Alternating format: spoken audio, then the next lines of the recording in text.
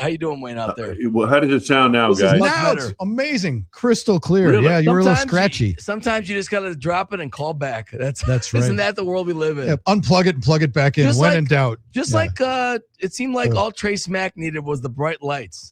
Wayne, how's that for transition? But like there was so much of our nervousness and consternating, but since he's been in these games, he's just been incredible. Yeah, he really took advantage of that mile-high altitude there. Boy, he hit some great shots again on Saturday, and he's got to be in a good headspace right now, and that's great going into the season. The thing that Brian Gutekunst mentioned when they drafted him, they said, his ball doesn't move. A lot of times kickers will curve a kick or it moves left and right and that kind of thing. This kid kicks it pretty straight, and that's the thing I've noticed as well. Whether he makes it or misses, the ball's going pretty straight. It's not moving up and down, back and forth, that kind of thing.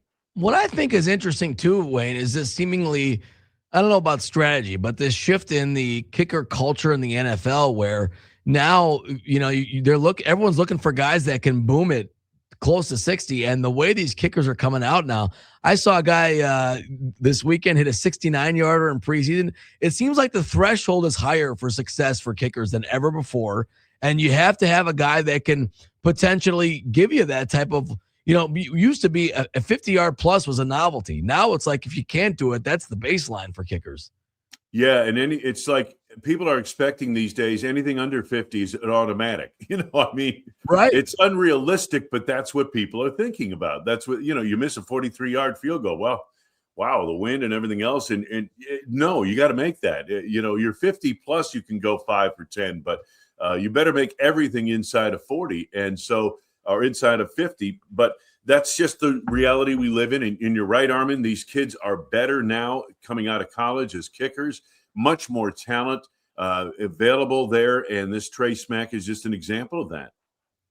Wayne, it's funny because we named Trey Smack our player of the game, sponsored by Great Clips on the postgame show, and then Sean Payton came out and said, "Well, I guess that rookie kicker is the player of the game tonight." So we felt validated when Sean Payton said that. But when we look at this roster and the battles and the things we're going to be focusing on this week, and especially Friday night, Wayne, at Lambeau, I'm fascinated by Pierre Strong. That 68-yarder was like the turning point of that game, that return. It was great to see. And I'm thinking to myself, he's really making a statement, but will they keep an extra running back? Do they have to because of Josh Jacobs? Did he cement his case, or is he going to be one of those guys that we just fell in love with during camp and drifts off to the practice squad or a waiver wire? Boy, I tell you what, it's going to be interesting to see. And you're right, Drew. And I was surprised he was even back there returning a kick like that. I shouldn't have been, but I was. I just didn't expect it. And here he goes, 68 yards. When's the last time the Packers had a kickoff return that long? Seems like forever. I'm sure it's not, but it seems like it, doesn't it? Yeah. I've liked what I've seen of him since OTAs and minicamp. He is just a tough, physical runner. He fills that Emmanuel Wilson role in my mind. And I've talked to Ben Sermons, the running backs coach, about this, and he was saying, maybe he could fill that role. I don't know, but right now you got to figure Josh Jacobs, okay, Marshawn Lloyd, Chris Brooks is the guy they trust in third downs. He's going to make the football team. I'd be surprised if he doesn't. And by the way, we will be surprised next weekend with cuts. We'll have 4 or 5 guys who are just sitting there saying, "Wow, I didn't see that coming." Happens every year. But will you keep an extra running back? I don't know. Boy, you got to keep an extra wide receiver, you would think too, wouldn't you? Where do you cut? Maybe the tight end room is not quite as deep as you'd like it to be. Maybe you go 2 or 3, maybe you go 3 tight ends. But, with all the 2 tight end formations they play in the NFL today, and I know Matt likes to play that 12 personnel quite a bit, 1 running back, 2 tight ends, 2 wide receivers. It's hard to keep only 2 or 3 tight ends. You got to keep at least 3 or 4. You know what I mean? So it's hard to figure out where they're going to cut this team and how they're going to cut it. Yeah, it always is. That's why they make the big money. Getting to 53 is going to be a chore here because you got some good options. Anthony Campbell's a guy that I feel like, okay, he can make the team. But then there are people saying, well, in order for him to make it, they'll have to cut Nazir Stackhouse and trade Carl Brooks. And there's all kinds of there's drama on the defensive line that I didn't expect. And Chris McClellan perhaps stood out more than anyone on that defensive line the other night in Denver. He got a long tour, but the rookie really stepped up. And, he's a power kind of player. Jonathan Gannon was talking about him to us that morning of the game, about, how impressed he was with the fact that this is a big kid who can move. And he's not just a run stopper. He can threaten the quarterback a little bit too. And with Devontae Wyatt next to him, that could be a very good combination you might see often early in the season. Wayne, Brandon Cisse has been so exciting ever since we started getting a look at him. The first pick for the Packers, not first round, but first pick for the Packers. It was a little dinged up in that game against Denver. It seems like he was okay. I think we think that, but he's really been a revelation as well. He has, Armin. He seems very mature in terms of not only his personality, but the way he plays the game out there. He never really panics a whole lot. I think he had a great cover on Cortland Sutton, the Denver number one receiver, the other night. And these are things you look for. Little individual plays here and there in the preseason can tell you a lot.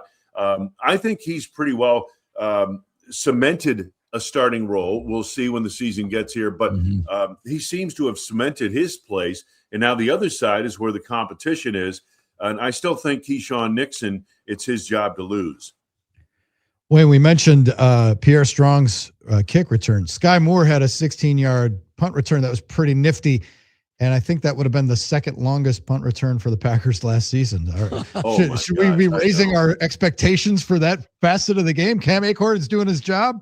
Yeah, I mean, it's amazing. I kept thinking about this the other night during the game. I said, if they have, and Sky Moore can provide you both kicks returns and punt returns, but if they can, if they have a return game, okay, and they've got a kicker, they have a punter, the coverage units are pretty good. Wow, special teams could be the best. Well, I shouldn't say this, folks, but I'll say it anyway. This could be the best special teams we've seen in Green Bay since Nolan Cromwell was the special teams coach back in the mid-90s. Now, that goes way back. Oh, what a great name. That's a great reference. Yes, it but absolutely is. It's funny because we've talked about it the last several years, and Aaron Nagler gave us the line. He's like, all I want is competence. I just want like the league average. That's all we're asking for. We're not don't be at the bottom of these categories, be league average. And it looks like they might be better than that now. Yeah. Well, we'll see. We'll see. Proof will be in the pudding, and there'll be plenty of pudding coming up. 18 weeks of it, but that's true. Yeah, we haven't played yet. That's true. Yeah, yes. Well, that's the other thing. Okay, so Wayne, another thing I wanted to ask you is we're watching that first series. We hyper focus on that because that's the only look you get at Love and company, and then put them in bubble wrap. And they'll play on Wednesday against the Cardinals and stuff, but then they're done. They probably won't play Friday. But am I detecting a trend of him being under center more and more under center play action rollout type stuff? It seems like, am I reading too much into that? Because it seemed like that first series, I saw a lot of that. And I'm like, oh, is that what we're going to see more of this year? Yeah, I've said that, Drew, and I said that on the Family Night telecast, and somebody said, well, they were really good under center last year. Yeah, but they weren't under center as much as you thought they should be, maybe. And I think LaFleur is going to have more under center work going on. I think this involves not just the passing game, and the play action passing game is much more effective when your quarterback's coming from under center, but also in terms of the running game. And I think it's short yardage too. I just remember that drive in Chicago right before halftime in the divisional or the wild card playoff game where the Packers are on the goal line and they're trying to run out of shotgun and not getting it done, and finally had to resort to a fourth down pass to Romeo Doubs to score. But I think more under center is what we're going to see because of two things. Number one, I think it's what LaFleur hopes to do in his offense, but also they were effective under center when they were under center last year. I don't think you're wrong to think they'll be under center more as the season gets underway. Was some of that related to Jordan Love having that left thumb issue that, like it seemed like early on, especially? It could have been a little bit. I don't think a huge amount, but that could have been part of it. But, that I just think they're going to be more under center this year offensively, and we'll see how that pans out. Well, I know you guys are going to see a pad rattling practice today. I feel like this will be the one. Then they'll take it easy tomorrow. And then what's it going to be like on Wednesday? Like usually these joint practices, there's fights and skirmishes and conflagrations. Will the LaFleur brothers have a pact here and make it like so that doesn't happen? Or can they even control that? What's the tenor going to be like Wednesday?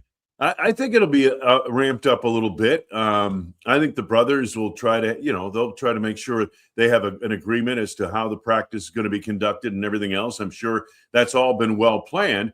But, these are athletes on the field, and once the ball is snapped, they're not worried about a plan. They're worried about making the play.